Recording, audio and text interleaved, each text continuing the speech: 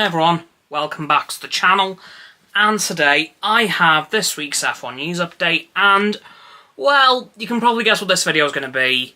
It's my reactions to all the liveries. But first, I do just want to quickly mention that the SF25, this year's Ferrari, has officially been revealed. The car itself has been revealed, and it looks really good. And it seems to have gone really well around the Fiorano circuit, which is no surprise.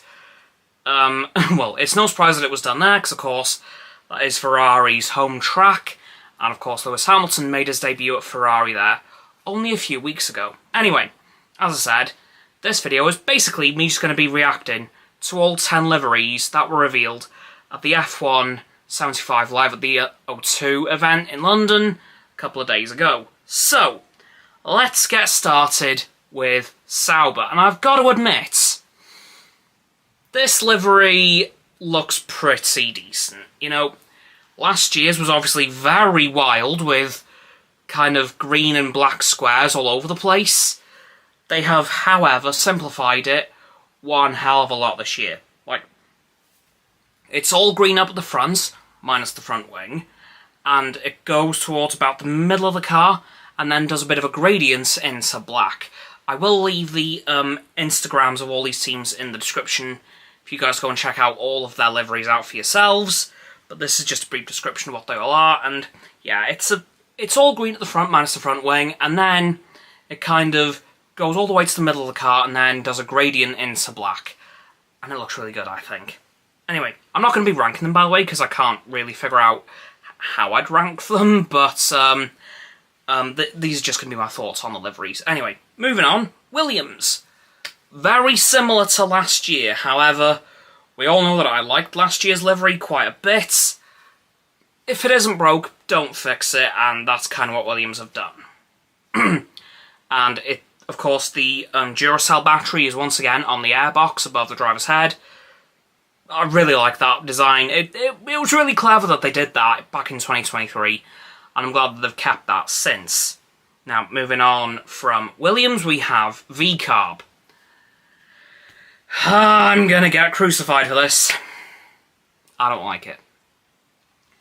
Well, I do, but what annoys me mainly is the fact that it is just the 2021 one-off Honda livery from Red Bull. Remember the white Red Bull 2021? Yeah, this is just a repeat of that. Don't get me wrong, last year's car did look a lot like the 2019 Toro Rosso. Yeah, fair enough. I like that design a lot, but this, it's just white. It's just a white Red Bull. And I don't like it. I'm not a fan. Like, it is literally a white Red Bull in every sense of the word, except for a teeny little bit of the black at the back that's blue, with balls running towards the front, which I think is kind of cool. But the rest of it, it's just a white Red Bull.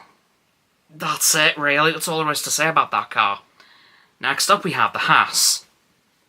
I like this livery a lot. It's definitely similar to last year, but with a lot more whites. That's basically the gist of this car. They've just inverted the colours on the side pods, and have added a bit more white to the front. There's black on the back, and white on the front. So that's the gist of that livery. Now for the Alpine. Wow! Bit of a step up from last year with the colour, because it is literally all blue and pink. Straight through. There's a little bit of red on the back for the Alpine logo, but the rest of it is just pink and blue everywhere. It's good. I like it. Now for the Aston Martin. Yeah, same livery again. You know, they've added a bit of white on the top and a bit of black on the side pods. But it's the Aston Martins we've seen for the last few years, again. So that's basically it for them. Now, McLaren.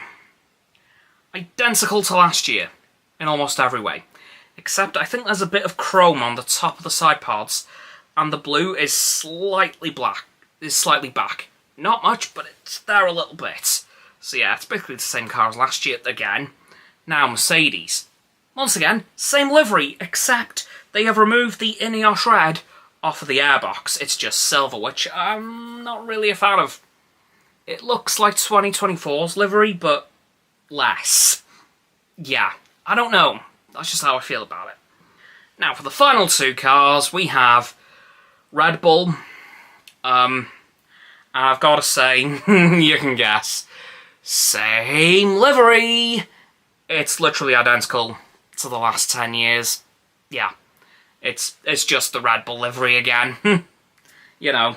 Now, for probably my favourite livery, totally not because of Lewis Hamilton, but Ferrari. The dark red, love it. It looks so good. And I really like the HP logo on the side, on the engine cover, which I know is going to be controversial, but I like the white stripe going under it, which also reminds me of the Marlboro Ferraris from the 2000s, which definitely worked out well for that team. So hopefully, kind of remaking that livery will give Ferrari the success they had back in the 2000s. But yeah, that's my thoughts on all 10 liveries and this week's F1 news update, because that's really all there's been. So please, like the vid, subscribe to mine and Roxanne's channels, her link is down in the description. My sub button is down there, please click those and the bell icons to get both sets of our notifications, comments as well, because why not, let me know what you think of all 10 liveries, and if you have a ranking for them, let me know, because I really can't decide. All I know is that Ferrari's at the top for me. Everything else, I don't know. Once you've done that too, please follow me on my social medias. They'll be in the link tree in the description below. That is going to be Roxanne's website. And lastly, please do share the vid with all of your friends so they can join the infinite loop of liking, subscribing, commenting, following, and sharing, and around and around and around that loop. And I'll see you all tomorrow with this week's Soundcast Substitute. Goodbye.